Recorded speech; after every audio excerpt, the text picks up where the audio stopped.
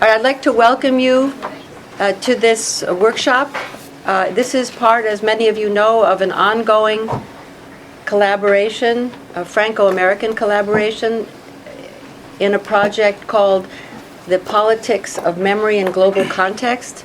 And I think you know that the distinctive characteristic of the project is that we always include speakers and scholars and practitioners from three different categories. The first are social scientists and humanists who work generally on collective or public memory.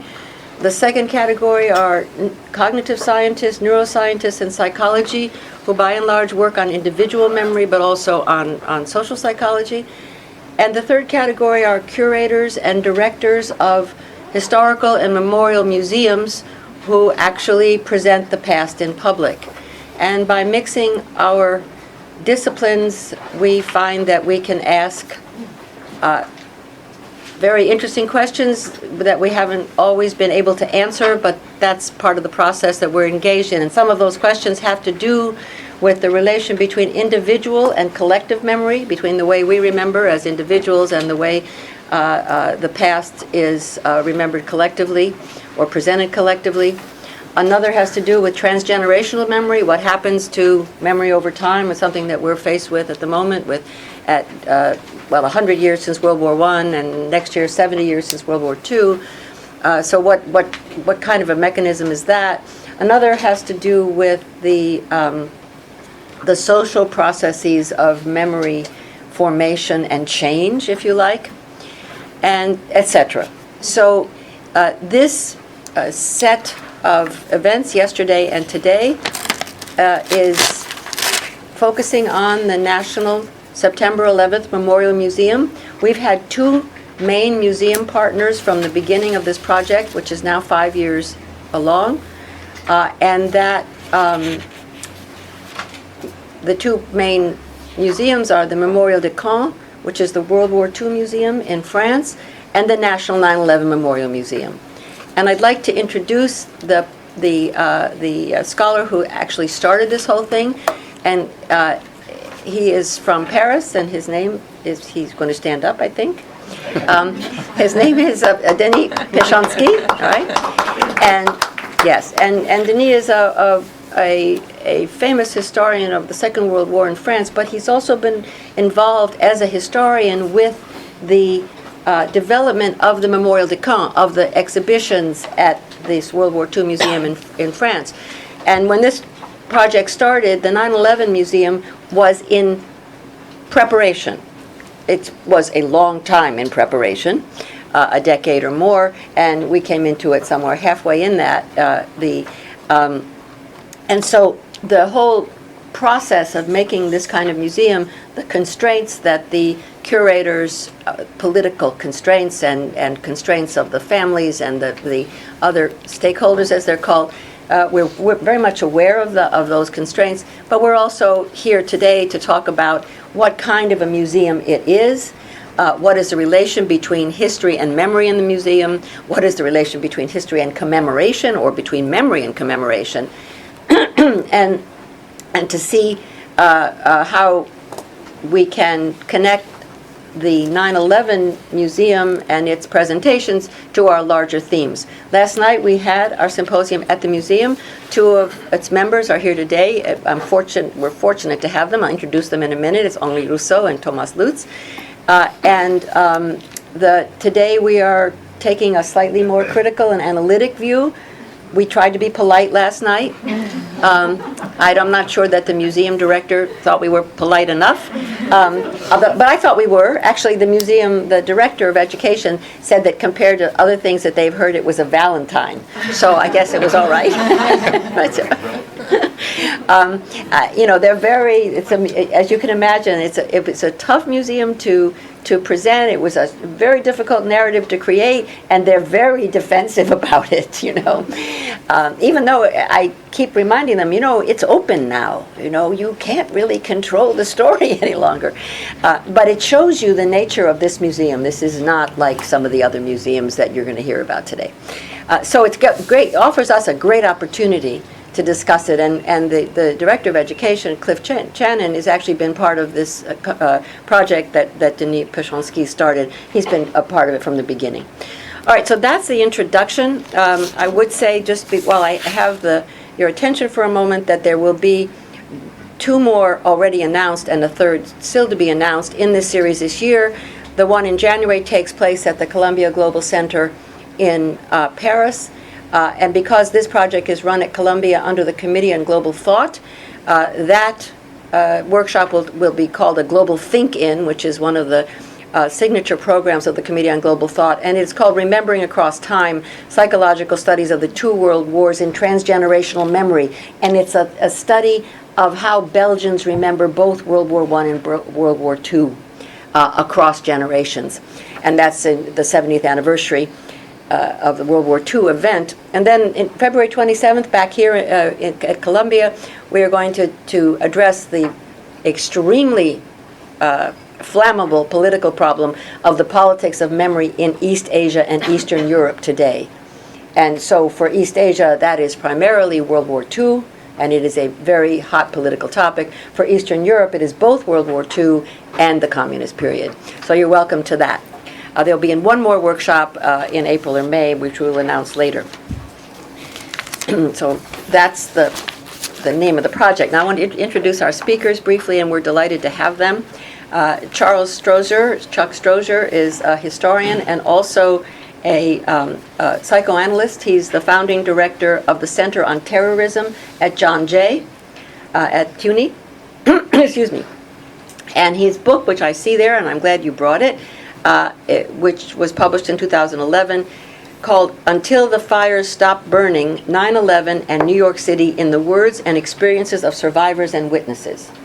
So we have, and Bill Hurst last night, who will be here later, as part of our project, a psychologist who was involved in the longitudinal study of individual memories of 9/11, where they asked the same people 1 week after, 1 year after, 3 years after, and 10 years after what they remembered. And they have very interesting findings.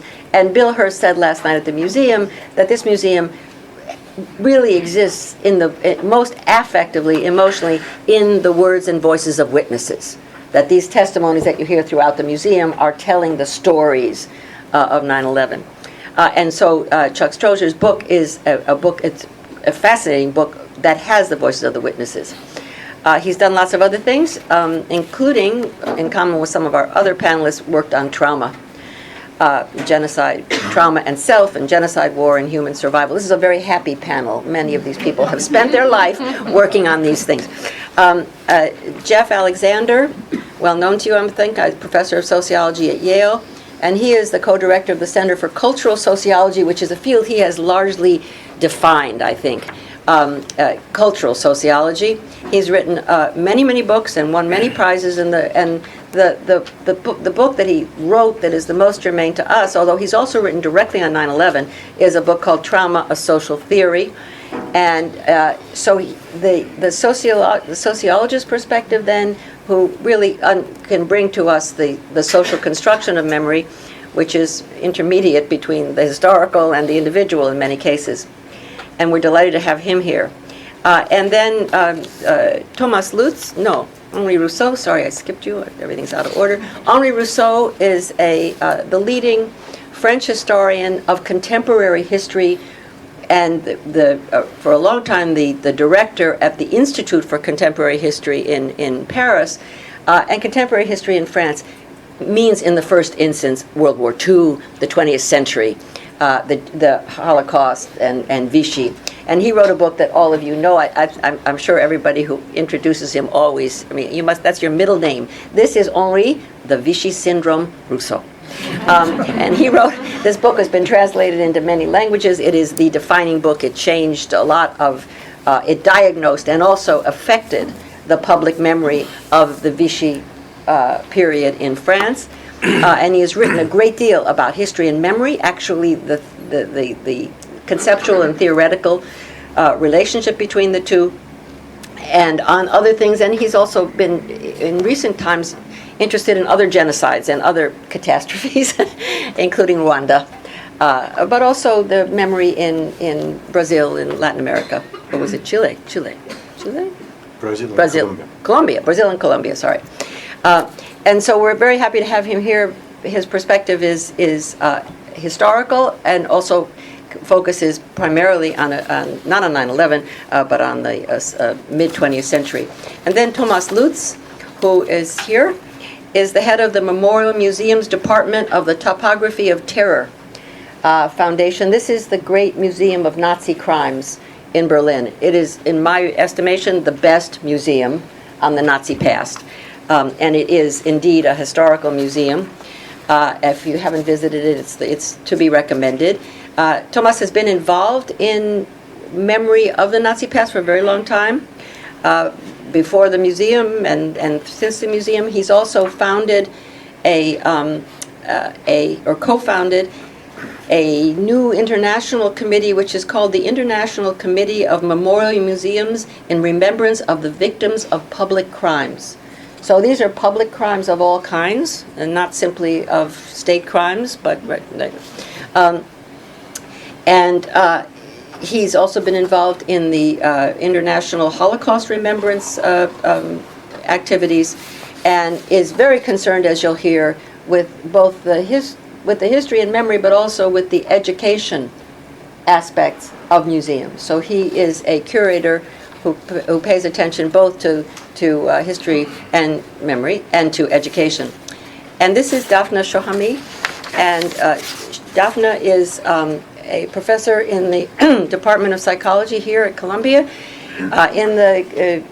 a member of the Kavli Center for Brain Science, and she works actually on the neural, I guess, mechanisms of learning, memory, and decision making, and interested in how those processes interact. And one of the things that our moderator last night asked our panelists as a closing question, it was a very good question, well, what did you learn from visiting the museum, the 9/11 museum? What did you learn? And I thought that was a very good question, and the whole relationship between learning and memory and the connection between them is what Daphna is working on as a neuroscientist. How are decisions shaped by past experience? In other words, how does memory actually work in your decision-making process? So Daphna for us today is our cognitive neuroscientist who will be talking to us about individual memory. And shortly, Bill Hurst, who doesn't like to get up early, will, I only quote, will be arriving, and he's a psychologist I mentioned earlier, so we have some participation from him on his longitudinal study. So I'm going to ask the participants each to give a presentation, both their impressions or criticisms or questions about the 9/11 Memorial Museum, and also connected to their own experience, their own work, because they bring a wealth of knowledge and experience in this whole area of the connections between memory and history, between public and private, between museums and scholarship. So I'm going to ask Chuck Strozier to start, and the floor is yours. Great.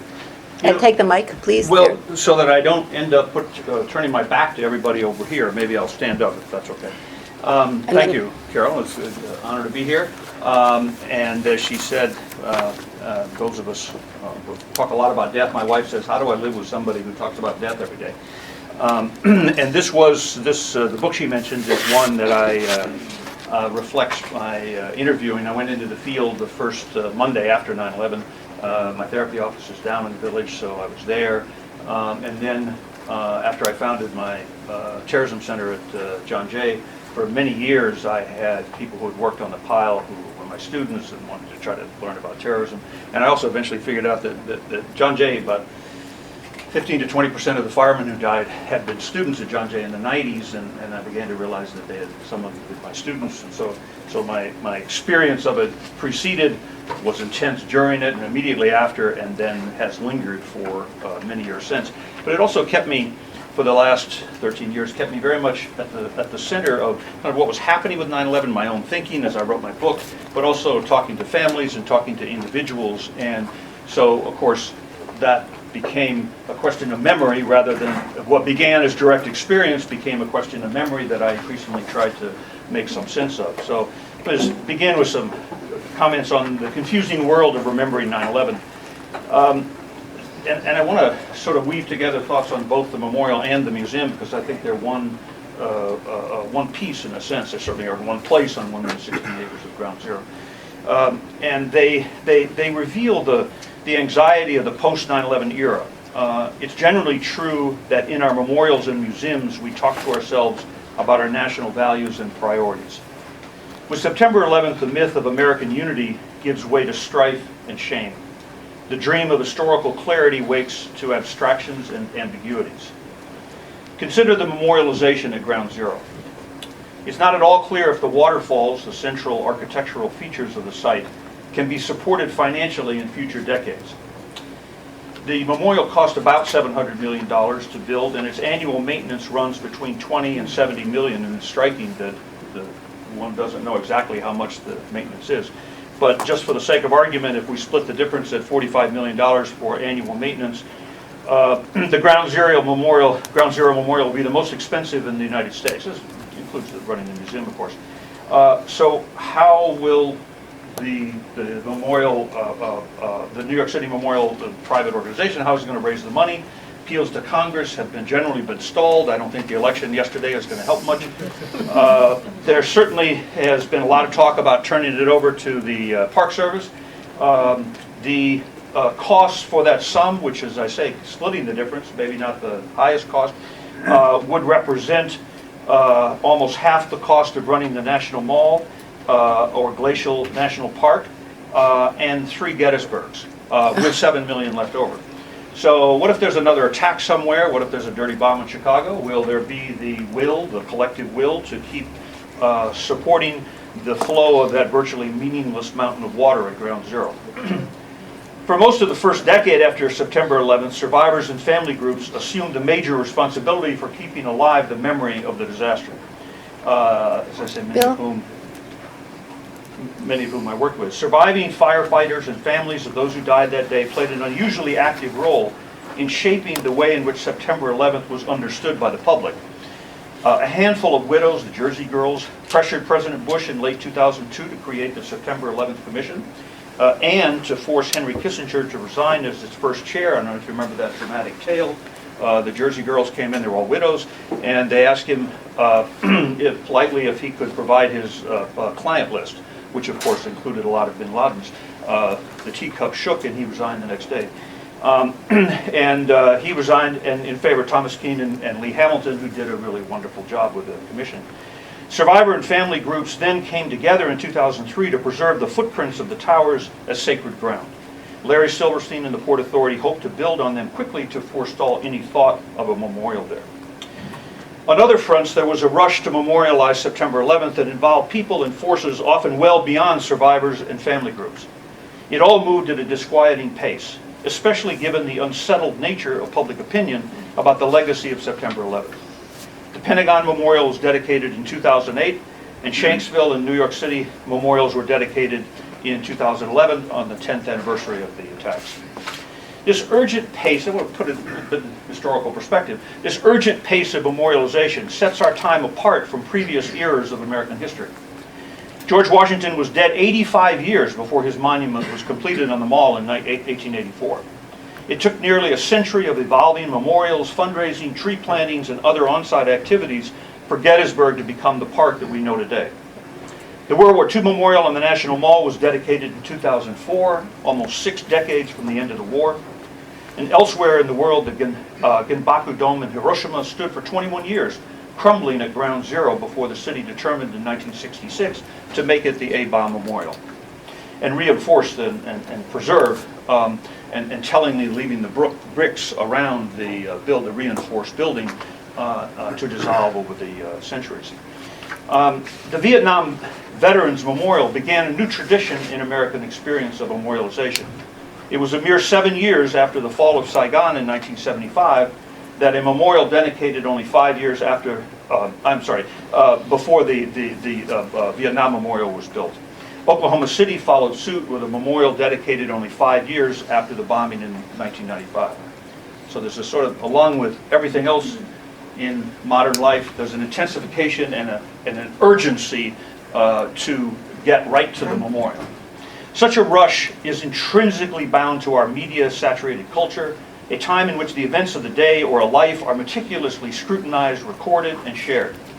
There's a democratizing element in determining the shape of a memorial of an event while its memory is fresh.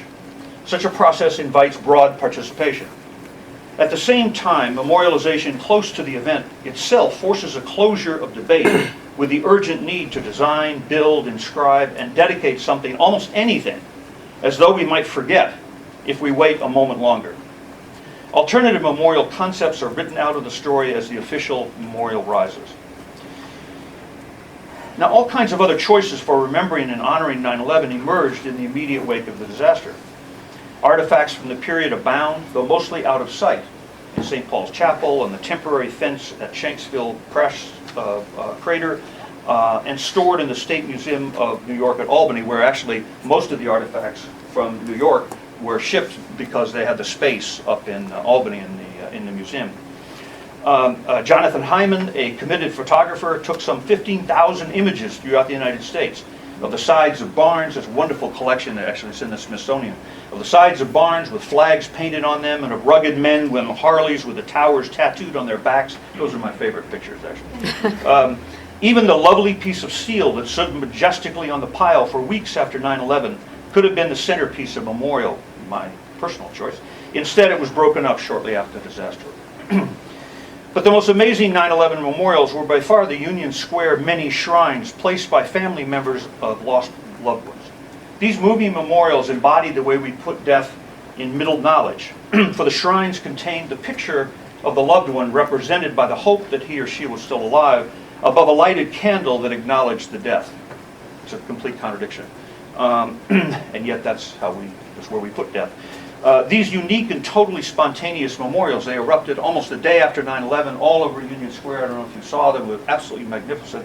Were unceremoniously disappeared just 2 weeks after the disaster, with the city fearing correctly that Union Square would become, right near my office by the way, my therapy office, the city correctly fearing that Union Square would become the center of our anti-war sentiment, which of course started October 7th. They were not even photographed formally by an architectural design. They were just in the middle of one Saturday night. They were unceremoniously taken away. My colleague and I, Scott Knowles, found them actually buried deep in the basement of the city archives in pieces that they had been completely taken apart, so that now all you have is a stack of teddy bears and a stack of candles and a stack of pictures. And the meaning of the shrines was that those were together in some very holistic and really quite moving and beautiful way. Besides many small memorials in New York and around the country, we are left with 3 hastily designed September 11th memorials in New York, Washington, and Shanksville. The waterfalls of the New York Memorial evoke the connectivity of life through time by way of flowing water, but in their abstractness and scale, also conjure the void and death, and may well become sites of emotional distress or even suicide. I think grandiose is probably the descriptive that I would turn to. The park surrounding the memorial may quickly lose its solemnity once the buildings of Ground Zero fill with ordinary people going to and from work. You see some of this now, but it's still a construction site, so it's not totally open. They eat their lunch on the benches and leave their gum on the floor, and animals will come in and use the grass. The memorial, the Pentagon Memorial, which is next to a parking lot and difficult to find, almost impossible to find, arranges victims by age and memorializes them with odd benches without intrinsic meaning, oriented towards or away from the Pentagon, and surrounds the site with a wall rising in connection again to the age of the victim. These are the more obvious organizing elements, but others demand patient study that is extremely difficult in the absence of any interpretive materials, museum, or even simple brochures. The Shanksville Memorial is perhaps the most effective, where Flight 93 went down, suggested with the 3, and I think it's interesting that it's maybe the most effective memorial, and of course it's the site most out of public, with the least political investment. But it suggests a Civil War battlefield in design and removed from its intense scrutiny. It is also helpfully explained by informed Park Service personnel and local volunteers. The Ground Zero waterfalls are disturbingly macabre. The water falls 30 feet for no particular symbolic reason, and then collects in an ominous giant square hole leading nowhere.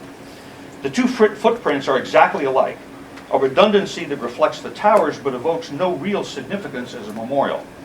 Only the names etched in marble have meaning that touches the hearts of visitors. It's a telling human detail that the names of Todd Beamer, who called out "Let's roll" on Flight 93, and Father Judge, the firefighter's chaplain, have been rubbed so often that they have already begun to fade and will need fixing. There's something wildly grandiose about the memorial.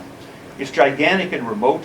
The shame of the event, of our exposure to attack, of our failure in preparedness gets buried by its very excess. That contrast between meaning and memorial is profoundly disorienting. And there's almost nothing in the museum that explores in thoughtful ways the deeper meanings of 9/11. In fact, the way the museum's exhibits are laid out with all the often moving artifacts, I personally was very moved when I saw the fire engines, for example, serve as an extension of the memorial rather than offering the opportunity for reflection and understanding. And I think that's a very important conceptual point. It really is just a display of artifacts that extend the memorial.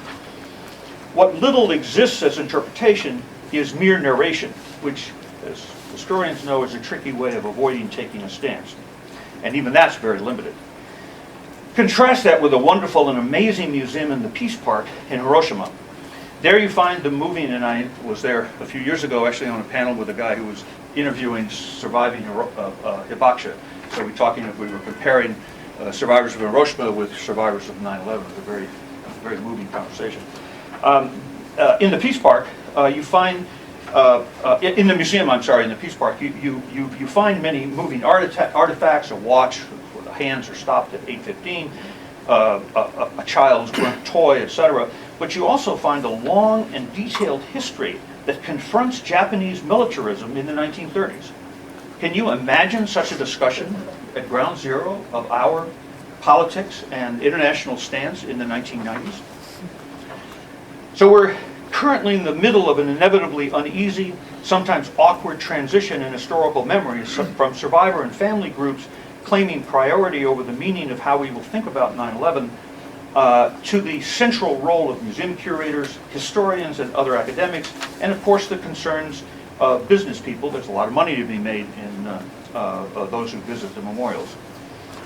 Survivors and family groups especially feel this handing over of the interpretive baton they approach it with real ambivalence.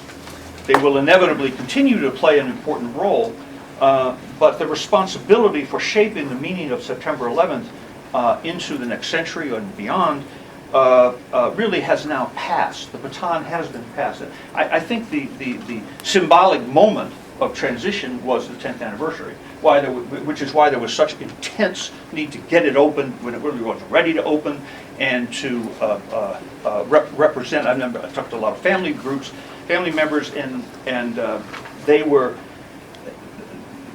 wanted it to be part of a larger conversation, but they also were very painfully ambivalent about the memory and the discussion and the discourse around 9/11 to be basically taken out of their hands. So one wonders how all that will unfold in future decades and even in future centuries. Thank you. Thank you. Thank you. That was great. Jeff?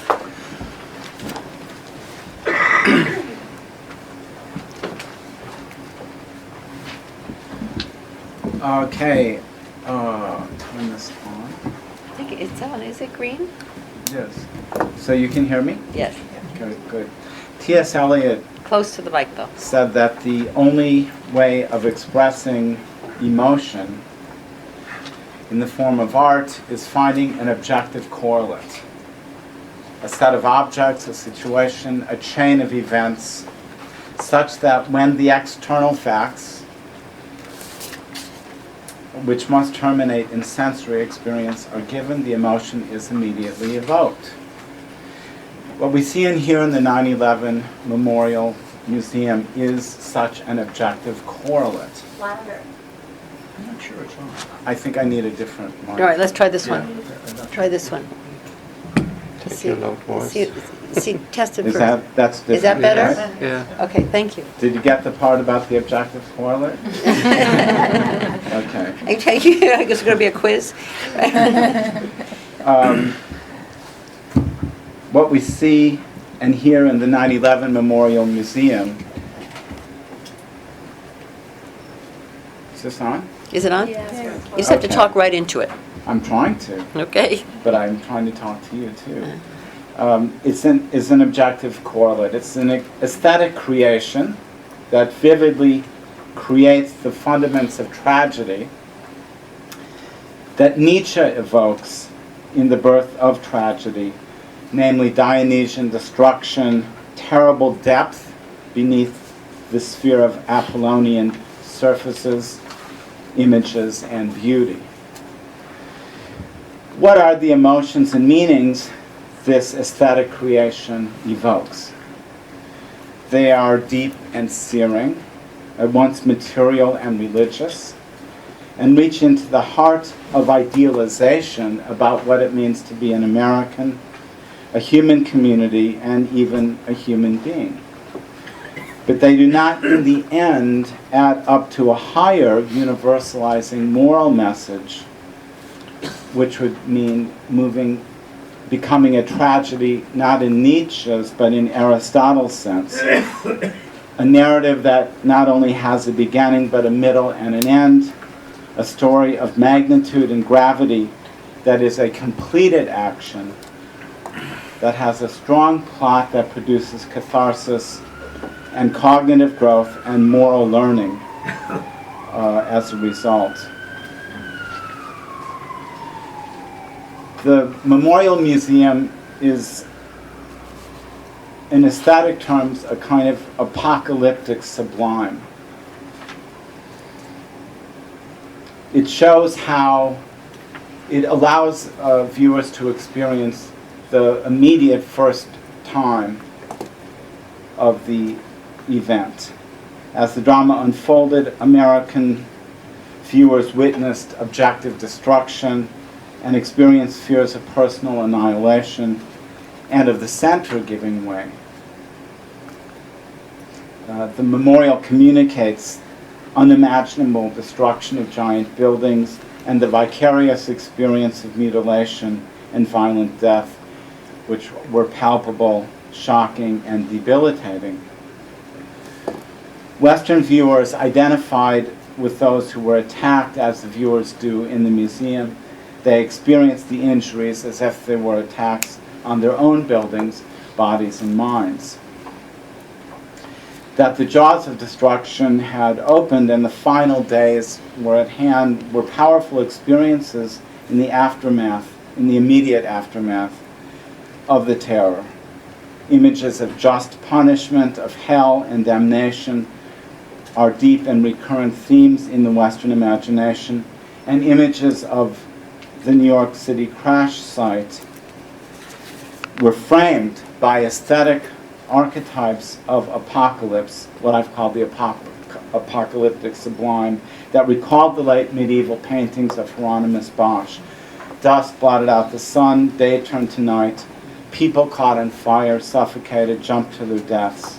Hysteria, wild screaming, recorded and transmitted worldwide. Strong men cried, firefighters and guards and policemen were brought to their knees and died in abject confusion, gasping for air. And in the towers, rich and powerful men and women waited helplessly, their machines useless, and died in even greater numbers. Unable to evoke an explicitly religious framework, commentators and observers evoked metaphors of the long-feared nightmare of nuclear holocaust to describe the scene and soon named the crash site Ground Zero. The innocence of mythical America stood in grave danger of being polluted on that day. Fear stalked the land. Americans were reluctant to venture outside their homes and neighborhoods. There was a deflation of social trust. People stopped driving. They stayed away from public transportation.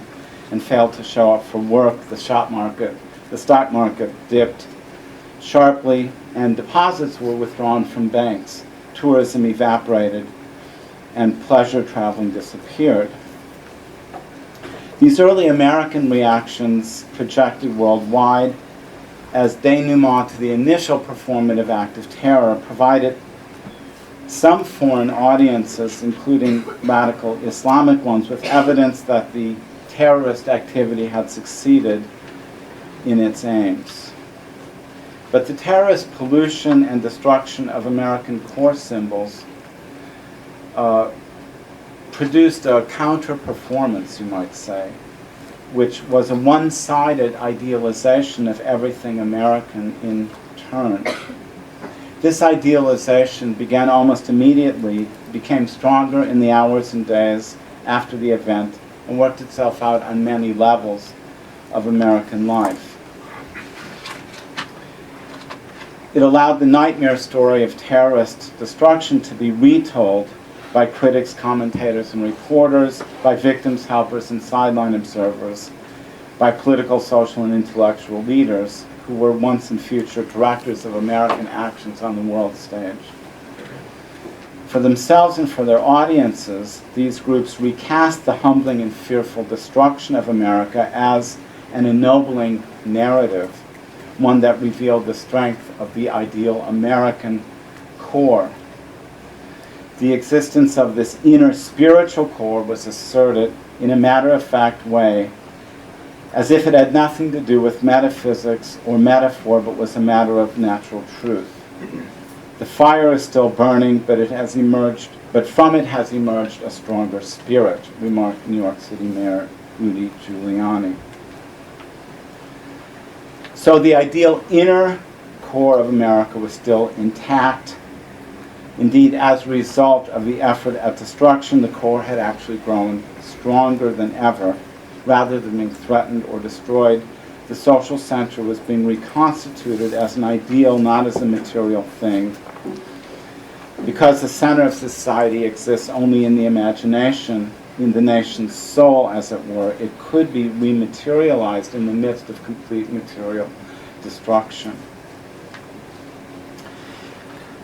You can see this reconstruction of an idealized community in the days immediately following the attack, and in the sense of the movement from, it's not just about individuals, it's about communities, it's about individual sacrifice for one another, it's about the intermixing of classes, of high and low, of working class and upper class, of different races, black and white, forming an idealized communitas of the idealized kind of utopian view of the United States, strangers helping strangers, civility and solicitude.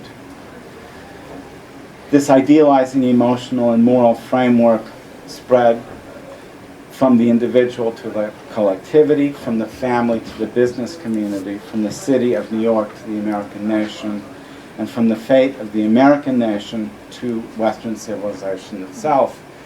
This is all portrayed in the 9/11 Memorial Museum, and it ends in a sense with the Nous sommes tous Américains, we are all Americans, the front page of Le Monde on September 12th. The problem with this is that it didn't extend, it wasn't the beginning of a narrative that could create a moral message. It didn't have a middle and an end in Aristotle's sense. The universalization, the cosmopolitan solidarity that this kind of idealizing process concretized for a few moments was stopped, in my view, by the actions of the leaders of the United States who had the ability to tell the story. And what happened is the United States acted in a way which created divisions between itself and other democratic places. It acted in a way that had tinges of strong tinges of Christianity, of nationalistic patriotism. Bush says, none of us will forget this day, yet we go forward to defend freedom and all that is good and just in the world. In the run-up to the war in Iraq, he said, events aren't moved by blind chance, but by the hand of a just and faithful God. We do not claim to know all the ways of providence, yet we can trust in them. This call of history has come to the right country. This crusade, this war on terrorism, is going to take a while. The fact is that it took a long time and it ended in a sense of nothingness. There's no higher meaning that the people were sacrificed for, that the country extended itself for.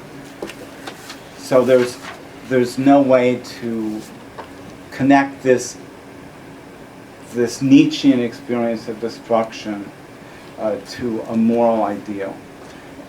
So it's instead of something moving towards, let's say, the United Nations or the Universal Declaration of Human Rights, you have something more like the Vietnam War with the black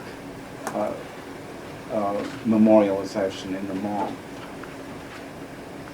And the way I see the museum is, I don't see it simply as individual memories. I see it as a recreation aesthetically of the apocalyptic sublime that captures the only idealized moment of this, which was a vast expansion from individual to community, from city to country, from country to the world.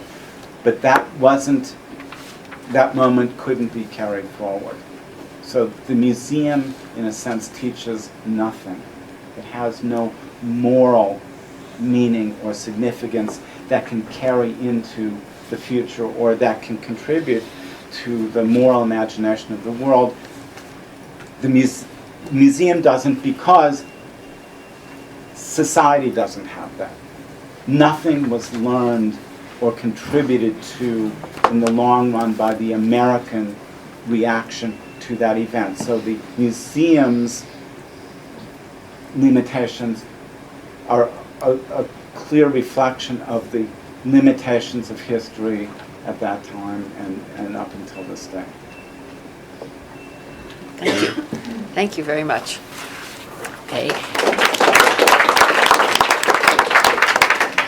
Thank you. So I'd like to ask Henri, please. Yes, as I said yesterday, I didn't prepare really a paper. I think you have to go right to the mic, yeah. Oh, comme ça? Huh? Yeah. Okay.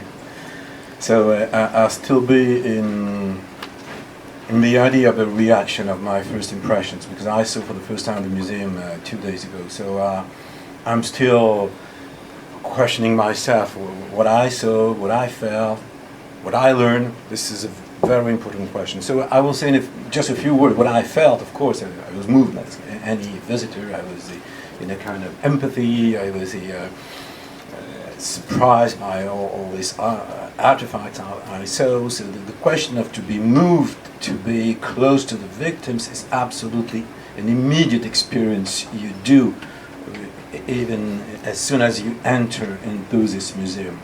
Okay, but I'm not here today to speak about my own feeling or emotion. I'm a historian, so I will play the professional one. So, and the question, what did I learn? I didn't ask me this question yesterday, but you raised it, and actually I learned something. I can't say I didn't see anything, or didn't. I learned a lot probably about America. I learned a lot about American culture. I learned a lot about architecture.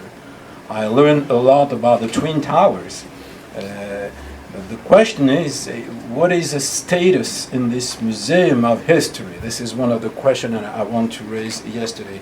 I won't emphasize my first impression saying yesterday, and probably it was a little bit provoking, and I had the feeling to enter into a museum on contemporary architecture. I mean, the building and the destroying of the magnificent tower. So I was surprised to the place, to the room in such a wealthy, spacey museum dedicated to the question of the destruction of the tower. So I will let this question apart. Just one other first impression. I was interested and even struck by the idea of repetition. The exhibit is based on repetition. And repetition, for example, visual repetition. You can see probably 200 images of the burning towers. You can see all along the course, the parcours, you can see these distorted and rusted pillars, which are of course the symbol of the destruction. You have the feeling that repetition is something which has been willingly done for the visitor, as if the visit itself had to do, could be like an experience of trauma. I mean, quotation, of course, it's not a trauma, but because trauma is mainly or probably partly a question of repetition. So I had the feeling, I don't know if I'm wrong or not, but those who did the exhibit wanted me to experience this idea of trauma, this idea of obsessive images of 9/11, which actually have been one of the elements of the memory of 9/11 since 15 years. I mean, the burning towers, you can see it even in Europe and even in France all the time. So okay, so this was my first impression. Then I want to emphasize a little bit what is probably more important for me as a historian. What is the status of history? I mean, of course, probably this museum is not a historical museum in the traditional sense. It doesn't look like some of the museums have been involved in Europe, mainly related to the history of World War II. But it's not because it's not a historical museum that it has nothing to do with history. I mean, of course, it has a lot of things to do with history, and probably I have to emphasize not the status of history, but the status of meaning, the status of knowledge. What do we learn in this museum? And then, of course, I had a lot of frustrations. First, this is a wealthy museum. They had money, they had space. They can't say, well, we didn't have time, we didn't have space to explain the whole thing. I mean, this is a usual argument in any other museum. We didn't have time, we didn't have money. They had time, they had money. But this is my impression, and I know a little bit the story of the museum, so I'm sure they had this element.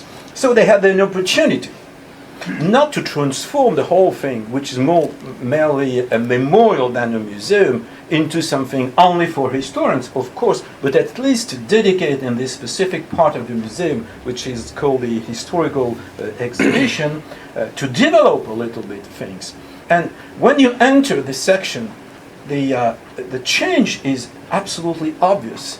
On the other side, other part of the museum, you have space.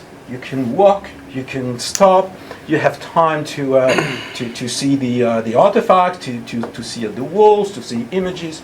Then you enter into the historical exhibition, and suddenly you don't have space. You have many, many, many artifacts. It's simply impossible to see all of them in 1 hour and 2 hours. So something, even in the rhythm, in the pace of the visit, is changing as soon as you enter into what has been called historical exhibition. They called it. I don't say it's historical. They said it's a historical exhibition. Okay, then you have, secondly, you have, well, many usual, minor problems. See, for example, the mayor diary of 9/11. It's very interesting. Okay, but it's a little bit anecdotic. I mean, you have ordinary objects of ordinary people. This has nothing to do with history. One more time, they call it historical exhibition, and then you get back immediately to emotion, memory, empathy. So it's a kind of a mixture. You don't know exactly where is history. And even if I had to define what is history, okay, it's another question. But that's it. At least history is a little bit a meaning of what happened, a meaning. an attempt to give a meaning of what happened in 9/11. So then you have this room on Al-Qaeda and the causes of the 9/11. Okay. I'm not a specialist, neither on Al-Qaeda nor on the 9/11, but I've been frustrated, of course, as many, I suppose, many visitors. I mean, what I said yesterday, the first, not too much space to such an important question. Why 9/11? Why? A disputable, even controversial approach from my point of view about the causes. The USA are presented, I said yesterday, as victims of a small group of fanaticized people, but how a bunch of terrorists succeeded to defeat the most powerful country all over the world in just one day. In just one day. So why such a hate against the USA? And this is a usual question raised since 15 years. What about the US foreign policy before 21? This is a very basic, simple... I have no answer. I mean, I have no prejudice about this. I mean, even I'm completely in favor of the United States. I'm not a French anti-American. But at least... from old Europe.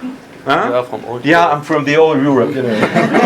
The old continent, whole history. But I mean, this 9/11 has something to do with U.S. foreign policy before 2021. Just one example, and one more time, not especially. See, you see an explanation about what happened in 1979, 1989 in the conflict between the Soviet and Afghanistan. And then you jump into the 90s. What is the link between this war, which was one of the most important wars of the last part of the 20th century, and what happened in the 90s, and the role of the USA in this area? One more time, whatever is the answer you provide, we had the right to be there. You need at least to raise the question, and the question is not raised. I understand the argument we had yesterday, including after the discussion. We need a consensus. It was difficult. It was impossible even because we were too close to the events. I disagree. I disagree, but c'est très impoli de dire ça. I say it in French. It's not very polite. I'm coming from abroad. I'm a French scholar. I'm coming here in the U.S. and say, oh, come on, it's not what you had to do. But I want go back now to my last point, and probably the more important. It's about museums and about writing history in the middle of the ashes.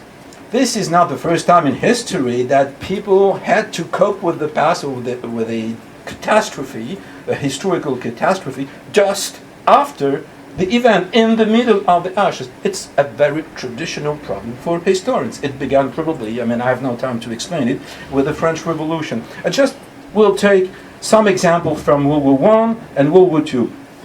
You said, for example, one of the first museums built on World War II in the US was 60 years after the end of the war. The first museum on Washington was a decade after the events. The first museum of World War I in France was built in 1922. 6 years after the event. The first museum, among the first museums built in Europe after World War II, in Auschwitz, for example, the first attempt to create a museum was 1947. So the idea to build something which is a museum, it's in between a museum presenting artifacts, objects, something to think about it, and a memorial is not clear, is unclear. I let the question open. Most of the museums today, from my own experience, are both. There are museums in the traditional sense, presenting objects, artifacts, whatever. At the same time, say all of them pretend to be a memorial. When we built Caen, in the first exhibit in 1988, it was opened in 1988. The first name of the building was Musée Mémorial de Caen. The name museum was abandoned because it was old-fashioned, and memorial was a good word. It was a new word at that time, at least in France. So there is no real distinction today between museum and memorial. See, the question is, is this, the site in the building has something to provide in terms of meaning, explanation. I mean not only explanation, meaning. What is the sense about it? So, and here, to my point of view, and this is not a criticism, what I said yesterday to Alice and the other, this museum is a museum of the it is a first generation museum. It means it's a museum built relatively close to the event. I mentioned a friend of mine 3 days ago. She said she's a New Yorker, and she said, I don't want to go to see this museum. I don't need to see what I already know. So one of the elements of this kind of museum, the first generation museums, that any visitor has a direct, immediate experience of what it is about, which is absolutely different for a museum, of course, built 50, 40, 70 years afterwards. This is one element of this definition of a first generation museum. The second one, and we had this discussion with Carol yesterday, the 9/11 catastrophe occurred during the age of memory, a consequence of the long-term sequels of the Holocaust. That's why it is very different and much more relevant than the first generation museum of the Holocaust itself. I mean, when they had to build something about 9/11, the question of memory was a central issue in many, many countries, including in the United States, and because, of course, of the discussion about the Holocaust. So the position of the societies which had to cope with the catastrophe is not the same today than it was, for example, after World War II. After World War II, even the word memory was not used. I mean, I just recently read a PhD insisting that, for example, the word used in French was la politique du souvenir, policy of remembering, and not policies of memory. Memory is a new word in a certain sense, and it's an old word, especially in the Jewish tradition. But in a certain sense, it's a new word. And this museum is part of the consequence of the age of memory. It's not only related to 9/11, it's related to a kind of a global reflection about what is the past today in our contemporary culture. And my last point would be, is it possible to write history in the middle of the ashes? This is a traditional question. This question has been raised by historians after the French Revolution. It has been raised all along the 19th century.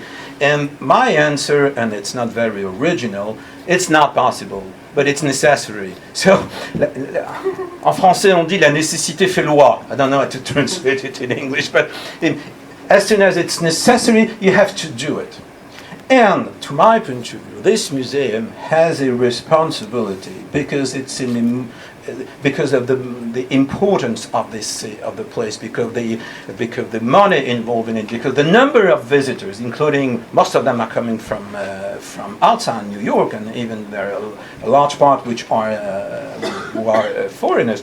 They have a responsibility to provide a meaning, whatever is the meaning they wanted to provide, but they have a responsibility at least to give some perspective on what is the history of 9/11, what is the meaning, not only for the past, but also for the present and for the future, which is exactly what you said about a moral meaning, a moral approach, universal if it's possible, but you don't see it. I mean, it's a harsh critics, but I didn't have this feeling that I saw something I had to think about for a long time. I saw something which struck me, which is very impressive, very, je sais pas comment dire, many adjectives you can use it, but I still have to look for what I really learned about that.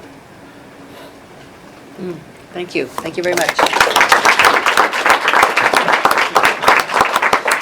Kind of glad they're not here. Okay. Thomas. Yes, I would like not to repeat the concentrated criticism on the Memorial Museum, but I would like to put it a little bit more in a larger framework for my international view, and maybe this also makes clear why this Memorial Museum is so specific.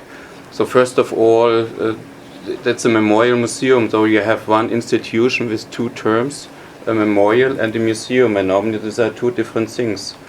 So the memorial is a sculpture or something else which you build, and if you build then it's ready, and it becomes old in the day it's opening. Maybe that's a normal thing that you have if you have a memorial for a king or for other people, or to remember man-made atrocities, like normally in the history dealing with wars. A museum starts if it's open, then the discussion starts. And maybe that's a good thing here also with this museum. So now we have very in-depth discussions, very emotional discussions. People are very much involved in this. I think that's a good back of this museum. That's the first thing. The other thing is that, of course, we have heard it here also in the other lectures, the Memorial Museum, if you connect these two things, it's the most political museum you can imagine. I've never heard that if you have an ordinary historical museum, that there's a demand that this museum should give a very high moral message to the visitors. It should explain the history. So maybe that's also a very specific task of this Memorial Museum, which is a real burden also for such a museum. And I have the feeling that the Memorial Museum, the task is to create the tradition of a society, and that means also it's a mirror of the society. It's a mirror of the society, so it reflects what are the discussions in the society. Without the cultural background, you can't imagine the establishment of a museum, but also it's a dialectic approach, because as you could see here also in the 9/11 museum, so also it starts discussions, it has a specific view to the discussions. Also it's quite normal that from my point of view, if I deal with man-made crimes, war crimes, crimes against humanity, dictatorships, that memorial museums are quite often connected with the crime sites. That's also quite important, different to a historical museum, because historical museum can be anywhere and they explain the whole history, but the memorial museum start what happened on the site, and if they collect or bring in the huge history, then they would like to use it only to explain what happened on this site. Maybe that's a totally different approach to explaining history compared to a history museum. But nevertheless, the question is, if you have such a specific site, what is the context and what is the narrative of the site? And maybe that's the tricky thing here if you deal with this museum. And I think, because it's a memorial museum and because you speak about the first generation memorial museum, I think for the first generation it's not necessary to explain the history. You told it, they know the history. The reason for a memorial for the first generation is to be acknowledged, in the society as victims, as people who suffered, and not to explain the history. So then if the passage goes by and we have people who were born afterwards and you have to explain history to understand why people became victims, then you have to change the museums, and I'm sure this will happen here. Maybe the difference here is that you have also so many international visitors who are not so much concerned, who are also, maybe if it's a real international thing that happened there on 9/11, which are so very exactly know what happened there. But nevertheless, I think it's clear that's a first generation memorial, and that's also the reason why for them it's more important, this acknowledgement, compared to explaining the history on a very scientific level. I think if I go back to the creation of memorials, so in the ancient time and the Middle Age time, so normally after the end of such a man-made catastrophe, which was normally a war, so the people forget what happened there. They start with zero and they look only to the future. This could be also a way to deal with such things. But from my point of view, forever, if you do this in this way, you forgot the victims. Normally you write the history, or you don't write the history, but the victims are lost. And maybe that's the same development also we spoke about the First World War. Also the normal way to to acknowledge people in memorials is to acknowledge your own people, and the others are the enemies. So if we see the French German acknowledgement, so the German, from the German side, the German soldiers were the heroes of the First World War, and the French were the enemies. And I think for the first time this has changed after the Second World War, and because also of the history, because we had not only a war, we had an extermination war against the East, we had the killing of a little less than 6 million of Jews and other things. So it was a need to change this traditional way to commemorate people. And the idea is, first of all, in this way, which also started a little less than 40 years after the liberation from the Second World War, is to commemorate the others, which is for a society not so easy to acknowledge that not the own group, the own nation suffered, but also the others suffered. And the next much more complicated question is then, who was responsible for this? And especially if we deal with the Nazi crime, so the Germans have to ask themselves who is responsible for this. And what's also important is the approach in dealing with this memory at that period of time is on one hand concerned with the different groups of victims, is to reconcile with them, to give the hand them that they can take it and can do the reconciliation. Maybe French and Germany is the best way to see this after the Second World War. And the other thing is to be self-critical and self-reflective, and to try to figure out what was our own deeds, what we have committed, that we were in this situation, who were the criminals among our own society. And maybe that's if you deal with dictatorships, if you deal with a longer period of history, that's easy to do. Here we have a new situation because we have one day only, we have one attack only. Maybe that's a new development. We have this not only here in the United States. We have it not, though we had also other memorial museums. We have other temporary exhibitions about 9/11, not only in the United States, also in other countries. So it's a worldwide thing.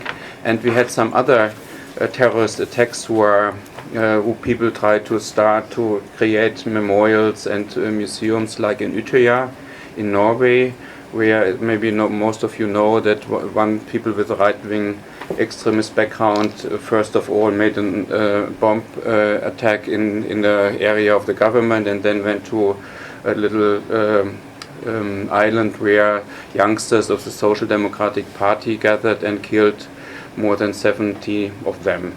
And also they think to deal with this. And then the question is, what can you learn from this? And that's the difference. So the people in Utøya, the idea is what I said, maybe a little bit like what we have developed in Germany, not to say, oh, because now we have to fight back again the right-wing extremists. Now we say, now we will open our society. The open society is a better model to live in the future, as to kill people who are do not have the same position as you have. So you can see that also the dealing with the memorial in the museum in Utøya is totally it's also a mirror of the discussion in the Norway society. But if I'm now coming to the 9/11 museum, for me, though, we have both things. We have the memorial, so we have the two pools, and also we have the memorial space in the museum, and we have there's maybe a tendency to split a little bit these places where you have to contemplate, where you have to mourn, where you have to commemorate on one hand, and where you have the historical information. I think that's necessary, because if you commemorate, you are emotionally very much, hopefully not overwhelmed, but very much attached. But if you would like to learn, also every learning is connected with emotions, no doubt about it. But nevertheless, if you are too much emotional, you can't learn. and especially, and maybe that's for me the problem also with the exhibition in the 9/11 museum, is also it's a very emotional exhibition, and you see forever this 3,000 people who died on this two towers and the surrounding places of the towers. But if you would like to learn and you educate, you need to be open. You need to ask difficult questions. You need to ask questions which do not be so polite forever. But in front of 3,000 people who died, it's not so easy to be so open and to ask such a question. Maybe that's for me a thing which we have to discuss. The other thing is also, maybe I've heard it earlier, as maybe not only me, but all people I've asked in my surrounding. Maybe now I have an intern in my office. She was 10 years old, 9/11, 2001. She remembered very well where she was as she got the first notion of this. So it was a real international thing. But here in the museum, it's a national museum. So it's not a question of the international discussion behind this, because I also felt affected in my way of living with this attack. But the question are the answers, and that's maybe the context is for me the problem. What can you learn from this? And also maybe I can repeat what I've heard earlier, that also for me, so the airplanes came from the blue sky, but there was no history before.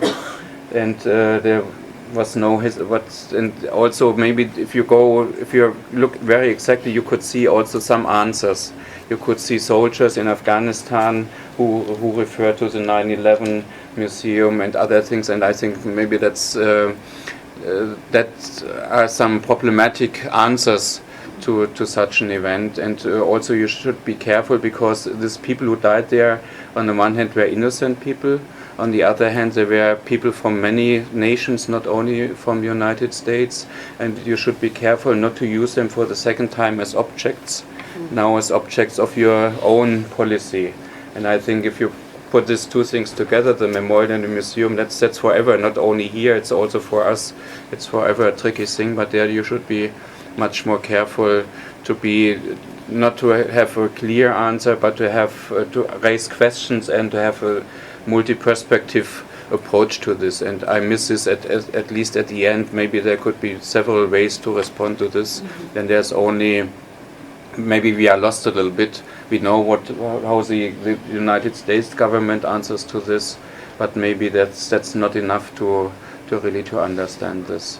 Nevertheless, I have to say, as a museum people, if I would like to have such money and such support from my museum, I would be very happy. And at least I think, though this day is one of the best documented day in the world, I believe, and so you have so many material from the view of the museology, though you have to choose what you would like to show, and not you have to grasp to find one or two documents that you can use in your exhibition. And the exhibition by its own, maybe it's a typical American exhibition, but also in former times, sometimes American exhibitions were also models for exhibitions in Europe. So without the U.S. Holocaust Memorial Museum, it was impossible to change the new memorial museums dealing with the Nazi crimes in Germany too. So maybe that's a more professional approach to this question. But maybe I should stop here and we can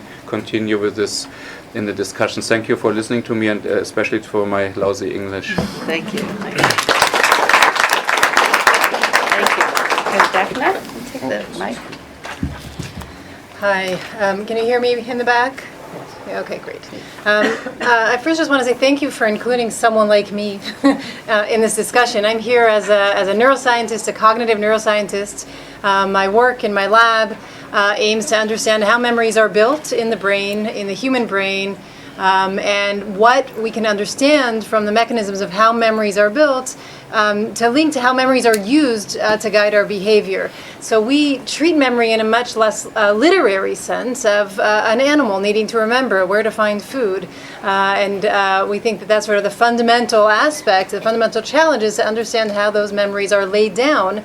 But I think what we're discovering collectively as a field are some really important principles that have to do with the biological basis of memory that really link to how one experiences memory in everyday life, but also in these sort of very extreme situations, and hopefully can inform this discussion in meaningful ways. And so I went to visit the museum yesterday, and I really went with this in mind, a memory researcher, what would I see, what does it have to do about mechanisms of memory, and I was very, very surprised by my response walking in and the realization, which I should have realized earlier, that I actually lived through this in a very personal way. I lived downtown on 9/11. I heard the first plane before it crashed. I heard it crashed. I was watching the tower from the corner of my apartment building with my neighbors when we saw the second one hit it. And I really had, thinking about 9/11, none of this, in advance, none of this came up, but in the museum, all of this came back in sort of extremely rich, vivid detail, and things I hadn't thought about in many years, really cued by the voices I heard there, the images. There was one picture that someone contributed there that looked like exactly the angle. I wondered if it was one of my neighbors, and so it became a very, very personal experience for me. And this sort of experience of these vivid, rich, feel like very accurate details of just the revival of a memory that was established so long ago. As a neuroscientist, I really have to question that. Right? I actually know that that's not how memory works. It's not that these memories were formed on 9/11, they've been sitting in a drawer, and I can pull them out and experience them and put them back. But what we know is that memories are actually very, very much alive, plastic, as some of us refer to them, malleable. They change. And we all know that memories change in the sense that we experience forgetting a lot. But one of the, I think, really important discoveries from cognitive psychology and cognitive neuroscience is that it's not just that they fade. In that sense, sort of a fading image is not the right metaphor. And it's not that they're either there or not, which you might come from a metaphor thinking of things like the memory of our computers. It's that our memories are as alive as the rest of our brain and the rest of us are, in the sense that they're undergoing change related to our experiences. So memories are flexible and dynamic. And this isn't just a noisy process. It really reflects our experiences. And what I want to tell you about today briefly is sort of some basic principles to understand why that is the case and what that tells us about the experiences we're thrown into, especially as first-generation experiencers of we have our own perspective on an event and we're confronted with a socially, politically construed representation of that event. And so the first thing I want to point out is that none of this memory stuff would be possible if it weren't for one particular part of our brain, which is called the hippocampus, and it sits sort of right here on the side of our brain. And people who, for various reasons, have damage to the hippocampus don't record new events. So if they had no hippocampus in everyday life, they'd remember what happened before the damage to the hippocampus, but would have no ability to learn and record in a long-lasting way any new events. This is the opposite of what we see in film when we talk about amnesia. This is the real amnesia, though. This is when the people do have amnesia, is an inability to learn new events. This was portrayed beautifully, and actually in the movie Memento. Mm-hmm. And so the hippocampus, we know, is really important both for encoding those events when they happen, but also for retrieving events.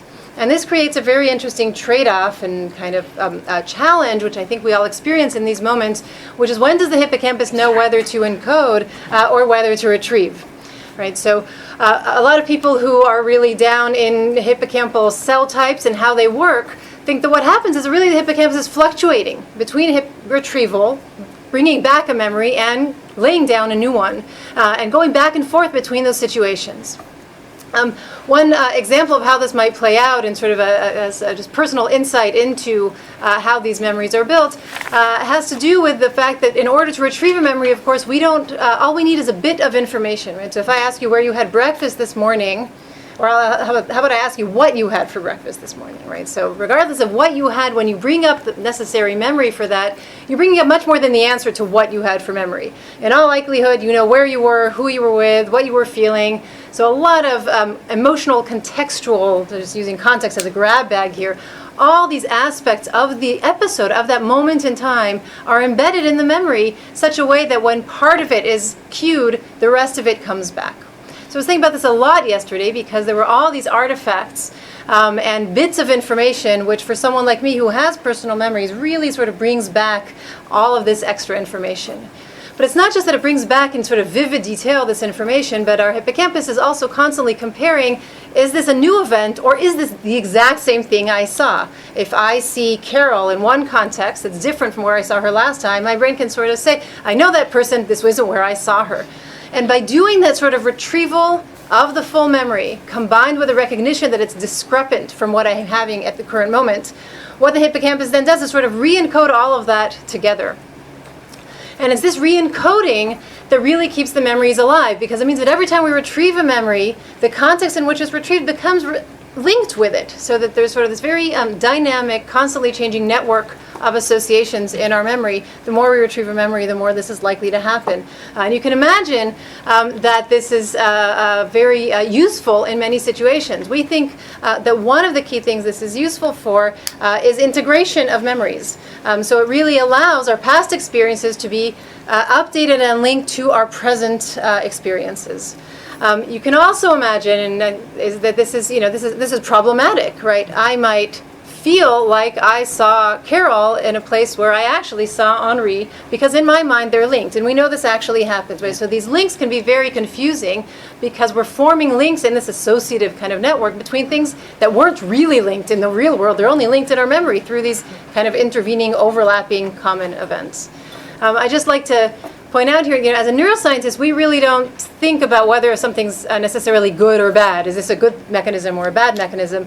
We think it really kind of emerges just from how the hippocampus works, and like many things, it will have positive implications and negative implications depending on what you call positive or negative, right?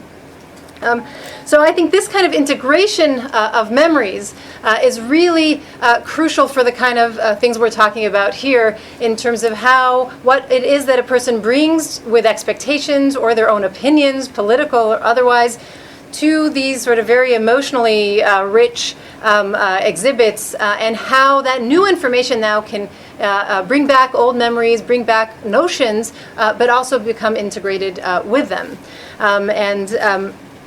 Part of, I think, where this is really important is really in bringing in things like political points of view, beliefs, updating, and this is really an opportunity. What one would hope, and this to some extent I think echoes what others were saying, one would hope that a museum will take advantage of this rare opportunity to be reactivating those memories to give something more than just what actually happened, right? And so this, I think, makes contact with these ideas of sort of higher moral ground and bringing in sort of more meaning that the curators sort of have an opportunity to bring to the table. So there are all kinds of implications of this kind of mechanism. One is, again, that memories are very much alive, which is important to keep in mind because it's certainly not how we subjectively feel. We feel very confident about the accuracy and vividness of our memories. There's been a lot of research to show how vulnerable our memories are in ways that really have nothing to do with our subjective feeling, but in general, if there's one important thing, I think, to emerge from cognitive and social psychology and neuroscience, but especially from psychology many years, is just how bad we are at knowing what we know. But I think it also suggests that we can, as people who are involved in this, and I'm not one of them, but others who are, we really have the opportunity here to change perspective in systematic ways because the incoming information will be social by nature. The context in which these memories emerge and can be reshaped are likely to be social. Another important implication, though, is for this to happen, there really has to be some kind of overlap. So there needs to be a cue that's related to the past but can be sort of linking to the present for this process to happen. And another thing I want to point out is this kind of integration doesn't always happen. So one thing we've been trying to understand better is why it happens in some situations more than others. And in particular, we do experiments on this concept of this integration of past and present in the laboratory.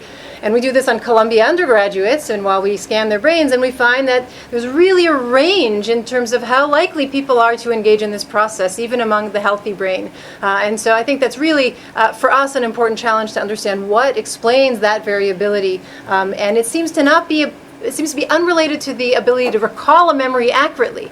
But separate from everybody being pretty good here at Columbia at recalling memories, some people really demonstrate this kind of integration and other people don't. And that's something that we don't have, and we don't know why exactly yet. We have some hints, but we don't know why. I want to end on another point that I think is relevant, which is that this part of the brain, the hippocampus, that's doing all this work for us in integrating memories and in building memories and in retrieving them, we now know that it also plays a really important role in thinking about the future. So if I ask you not just what you had for breakfast this morning, but if I ask you to think about breakfast next week on your vacation in Paris, or if I ask you to imagine all kinds of concrete and less concrete things that will happen in your future, your hippocampus seems to respond in a way that's almost identical, to the best as we can tell with current imaging methodology, to when I asked you to think about it in kind of in the past, when I asked you to sort of think back. This is a very interesting finding, I think, because it suggests that when we think about memory, we should be thinking not just about something that happened and how it's integrated with the present, but really it's also integrating with our plans, imaginings, fantasies, and dreams for the future. So it's sort of linking our experiences across time. Why exactly this happens and how exactly this happens and to what extent this prospection actually changes our memories. Those are very, those sort of the kinds of questions many of us are asking now. We don't really have the answers to that. So I think for this sort of context, just to point out, this prospection, I think, is really probably also related to to reasoning, right? And this, I think, brings back this theme, and maybe something that many of us, I think, share the feeling that of what's been missing here is, how we as neuroscientists try to understand how the brain is taking individual episodes, linking them together, but also from there emerging to concepts. Right, and I feel like where we are in the field in that sense is we have a good understanding of concept and separate from episodes. We really don't yet know exactly how we go from building up from multiple episodes, let's say if a child interacting with a dog, to the concept of dog. And I think that sort of seems to reflect a little bit what our discussion here, or the beginning of it, to say there are the episodes, we can put the episodes together, but we'd really like to see kind of a linking up to something larger and more conceptual. Thank you very much. It's very interesting to hear in the different disciplinary languages and actually an overlap of concerns. I mean, the openness, the one kind of openness that you mentioned, and the kind of overlap that you need, or the variability in integration. Well, there's a lot of overlaps. I think what we'll do, what we normally do now, is have 10-minute break. You help yourself to coffee and pastries, and we will convene, though, exactly in 10 more minutes, and then we will have our discussion. Thank you. That was really great. I found it really very interesting how much overlap there is, although language is different.